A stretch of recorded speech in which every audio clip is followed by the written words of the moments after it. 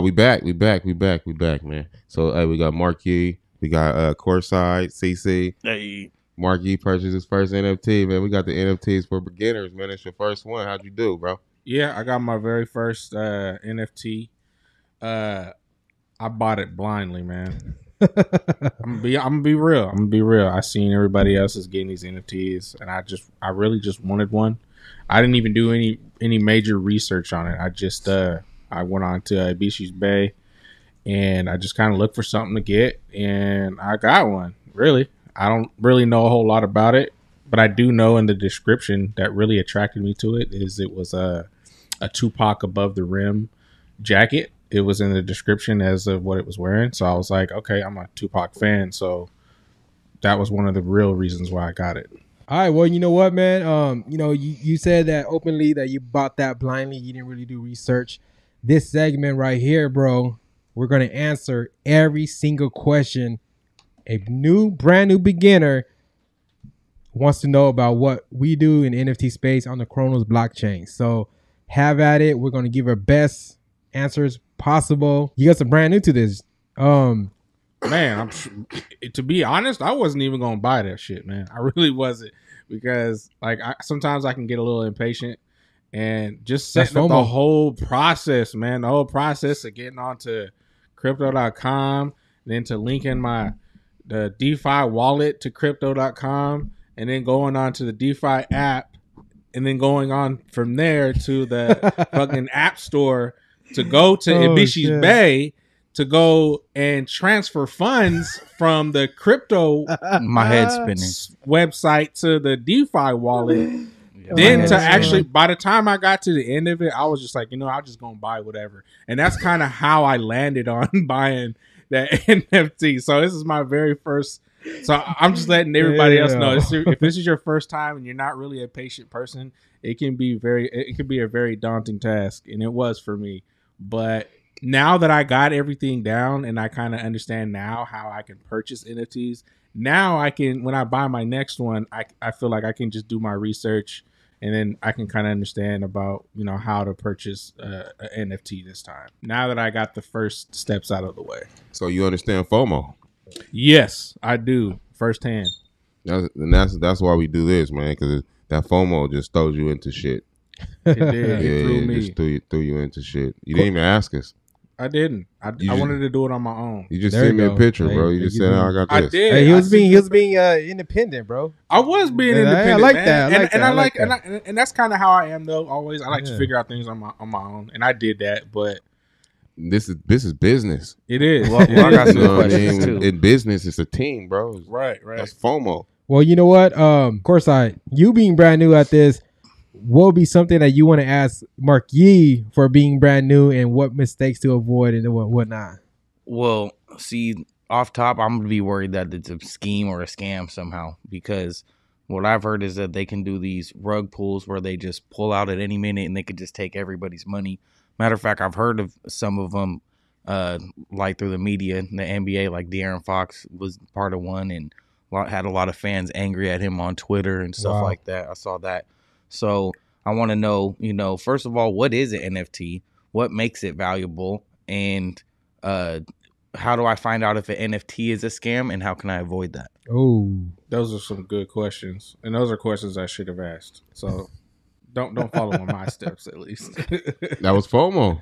Straight FOMO, because it's just a psychological game. Yeah. So what is an NFT? So to me, it's a non-fungible token. That's the first. That's the total word of what an NFT is. It can't be changed. It shouldn't be, corrected. It's actually, to me, it's like a copyright, your personal copyright.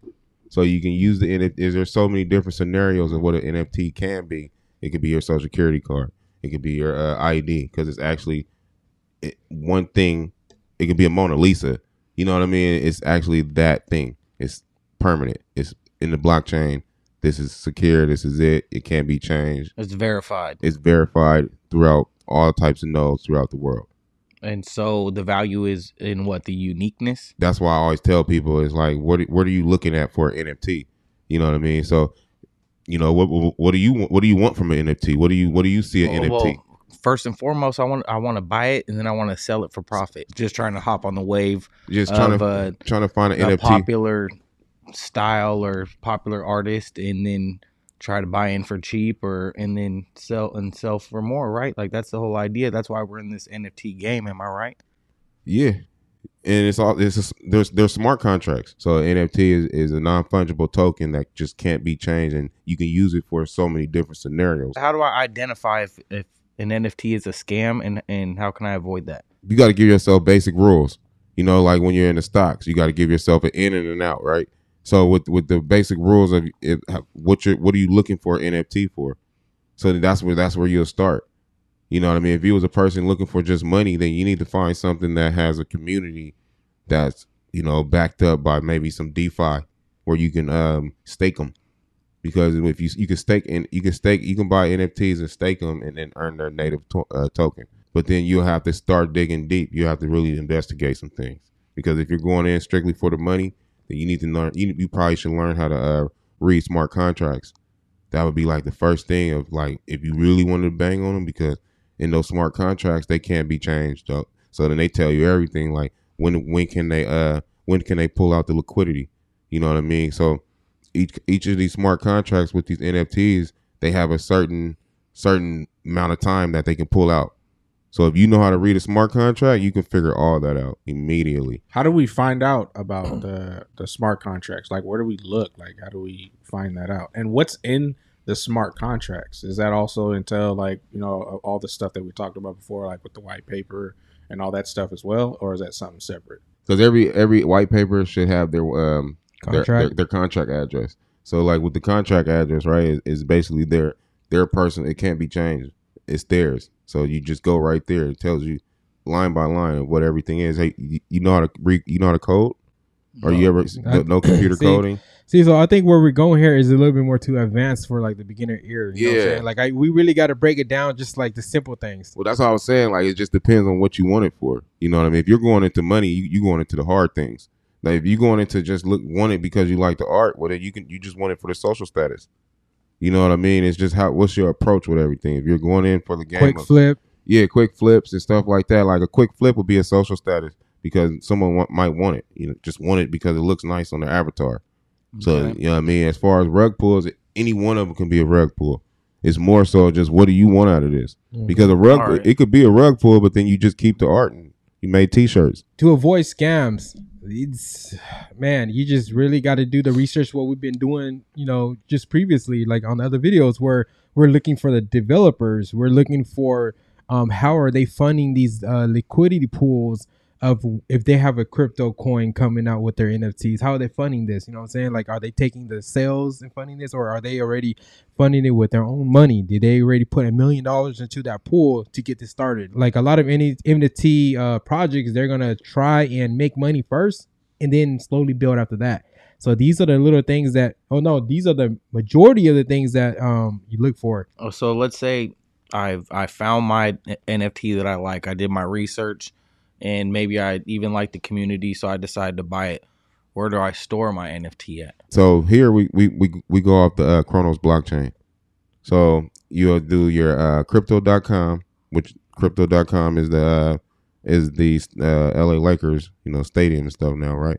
You go there, you store it in their wallet. But then in the DeFi world of crypto.com, we use Ebisusbay or just our wallets, basically. You can look at it like your cell phone. Your cell phone has your Visa card, you know what I mean, coupons. So I go to crypto.com to get a wallet? Yeah. Crypto, you start there, crypto.com to get a wallet and just use their crypto.com DeFi. Now let's just speak in general, not just Cronos, but like, so if you bought an NFT on Ethereum, right? Your NFTs are going to be stored on the Ethereum blockchain. All right, so if you bought an NFT on Cronos, it'll be stored on the Cronos blockchain. It's the address to that. When you have it in your wallet, it will be linked to any dApp that's available on the Cronos blockchain. Like Ebisusbay is a marketplace. So if you connected your wallet to Ebisusbay, your NFT will pop up. It's really stored on a blockchain. It's not really I wouldn't even say you have it in possession. It's on the blockchain. You can see it at times when you link up to certain things. That's how I would translate this to you, to like a complete beginner. You know what I'm saying? Yeah, so it's stored in an account that you have the login and password to. It's stored on a blockchain, and you have the access to access it. Yeah, that exactly. So now that I have my NFT and I've stored it, are there fees involved with buying the NFT, storing the NFT, and selling the NFT? Yeah, so here on the blockchain, we reference fees as gas. So when you see fees, look, gas is our term. It's not fees. Gas will be just from transferring one to another. So we just say gas. Everything is on there with fees. Some NFTs, that's why I was saying last time about their devs, they were taking, 12% or 8%. And that's what it was recycled. So you sell something, then there might be a 3% royalty. You know what I mean? But that's the same thing goes for you. If you create something, you can create a 5% royalty. You know what I mean? Which means that every time someone sells your product, it comes back, 5% of that goes back to you. Now, if they sell it for $1 million one day, 15 years down the line, you get 5% of that $1 million. Yeah, so that's the royalties, the royalties part of it. Every artist of an NFT collects a royalty. So every NFT you see out there, they more than likely have a royalty fee of 5 to 10, 15%, meaning every time that NFT sells, that artist is getting a kickback no matter what. That's why it's a gold rush right now. Everybody's trying to drop the collection, because as long as that NFT is transferring around, which it will be, they're getting a kickback. So there are little fees already in place. You know, you say that because it's like, okay, what's an artist? You know what I mean? An artist can be a musician. You know what I mean? It could be a fucking a YouTuber. It could be a fucking painter. So it's like in all those different things, like people can actually come make an NFT and get paid from their own royalties. Exactly. My dumb ass was over here when I set up my whole Cronos and everything. When I was looking at the shop first, I was like, okay, this NFT is 100 Cro or whatever.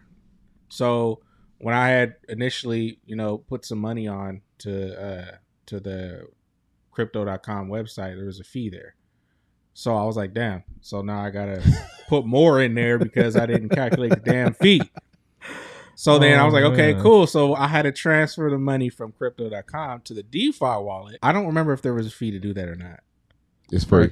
It's free. Okay. Yeah, well, free then I believe there is small. another fee to actually purchase the NFT as well. And I didn't account for that. So I had to start back all the way from the very first step, which was to add some more money back on to crypto.com. So that way I can then transfer it over to my DeFi wallet to eventually pay for my NFTs.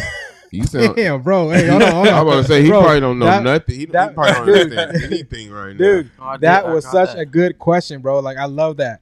These little details like this, nobody talks about. Everybody talks about buying and selling the shit, but Yeah. nobody has broken down. Oh, wait, I went in there and I had to go back and get some more money for fees and all that. So I love that, man. I love these questions coming in. I got another question too. So once I have my NFT, how easy is it to liquidate it, into crypto or like US dollar or whatever, right? If I sell it. So once I sell it on the blockchain, don't I have Cronos, or what do I have? When it's time to sell, everything has to have a buyer.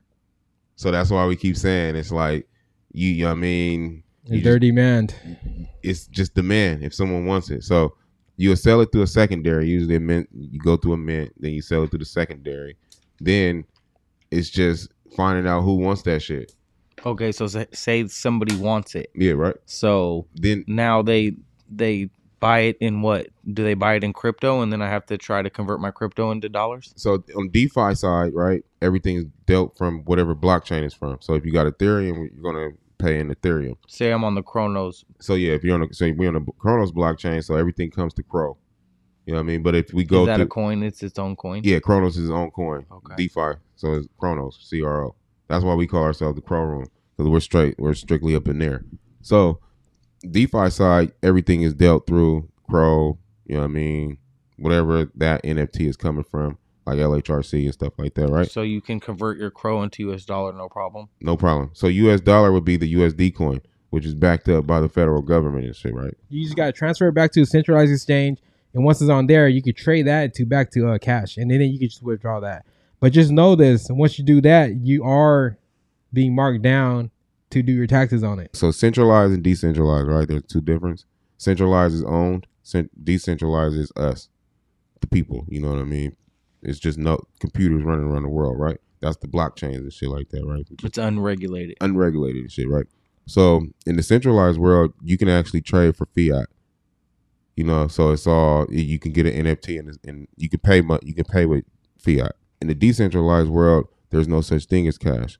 These are all, you know, Crypto. you know, just smart contracts and shit like that, right? To get it to the point of, you want to be in I say DeFi because it comes with APRs, you know, like 1,000% and shit like that. That's where you can manipulate your own cash, or you can fight inflation. We lose 6% every year. You can easily get 30% there. You know what I mean? Then pull out at the end of the year and pay your taxes or whatever the fuck. So DeFi world is just where we put our shit because we like staking and we like earning. You know what I mean? We like fight inflations. When you go to centralized is just monitored. You know what I mean? There's nothing wrong with it. It's just monitored. So it's like you lose APR. You can still make money. You know, like 12%, 3% and shit like that, right? But it's just that you To break this down, you lose shit. I think to break this down, bro. DeFi wallet is the wallet we use to hold and exchange our crypto on the blockchain away from a centralized platform such as crypto.com. When you're over there, it's governed and it's centralized, and they can see what you're doing, how much money you make. But over here in the DeFi wallet, we have a wallet where it's away from all that. So when we say we keep it on DeFi wallet, we keep it over here, which is on the Cronos blockchain. But you have access to that. Nobody else does. Nobody else does. Except for how can your account get hacked? Giving up your seed phrase?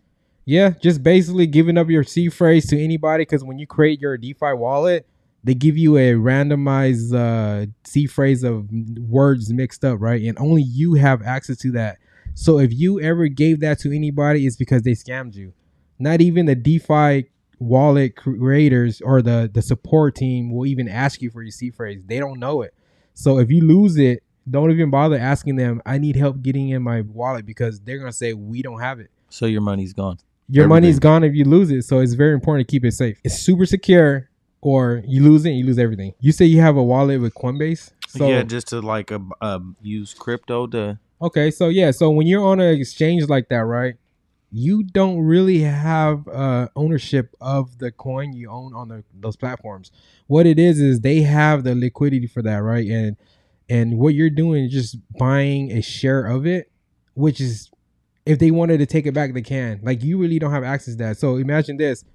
I'm Coinbase and you're on my platform, right? And you say, oh, I'm going to buy Ethereum over here. And I'm like, Coinbase, here you go. Here's your Ethereum to your name. But then if I wanted to shut down and say, okay, I'm shutting this down, you can't do nothing about it because you're exchanging that on my platform. Crypto.com, if they shut down Crypto.com, then I'm still good with the DeFi wallet that they have. That means it's still mine. Yeah, there's nothing they can do about DeFi. They'll have to shut down all computers around the world. Okay, so now that we have the DeFi wallet, what about, because you said that we do have the C phrases, so that way only we can get into it. Now, along with that, what about the hot and cold storages?